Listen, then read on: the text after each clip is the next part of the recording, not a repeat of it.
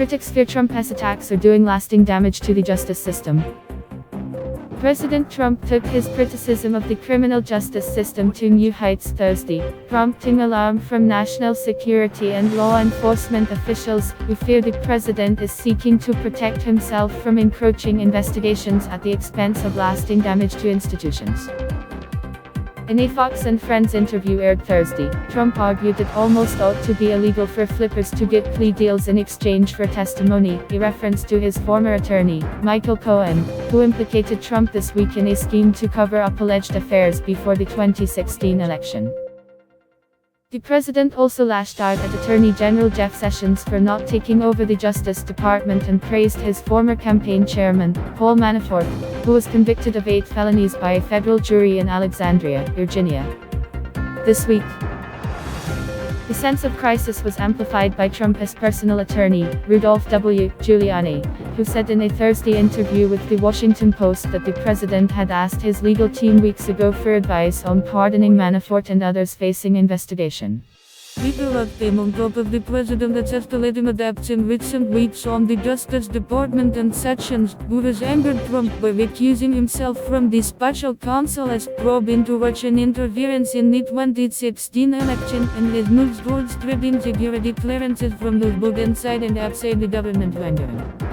Taken together, critics said the president's actions demonstrate his shifting, inconsistent principles when it comes to law enforcement and suggest a dangerous lack of understanding about the criminal justice system that is likely to have repercussions well beyond the White House.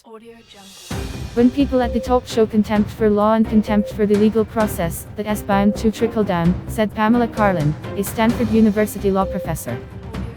In recent months, Republicans have increasingly lost confidence in the Justice Department and the FBI, one lawmaker accused of crimes. Rep. Duncan D. Hunter, R. Caliph, has modeled his response on Trump's, describing justice as the Democrats' arm of law enforcement this week after he and his wife were charged with spending more than $1 in campaign funds on family vacations and other personal expenses. In the interview with Fox and Friends, which was recorded Wednesday and aired in full Thursday morning, Trump decried the long-established practice of flipping, in which a person accused of a crime is offered leniency by prosecutors in exchange for becoming a cooperating witness. The practice is one of the most powerful tools investigators use to dismantle secretive, insular criminal organizations, including gangs, and to uncover other crimes. Advisors said Trump's remarks were largely out of pique with Cohen. For 40 years I've been watching flippers, Trump told Fox News Channel Ainsley Earhart. He added, it almost ought to be outlawed. The remarks drew rebukes from both Democrats and Republicans, including Giuliani.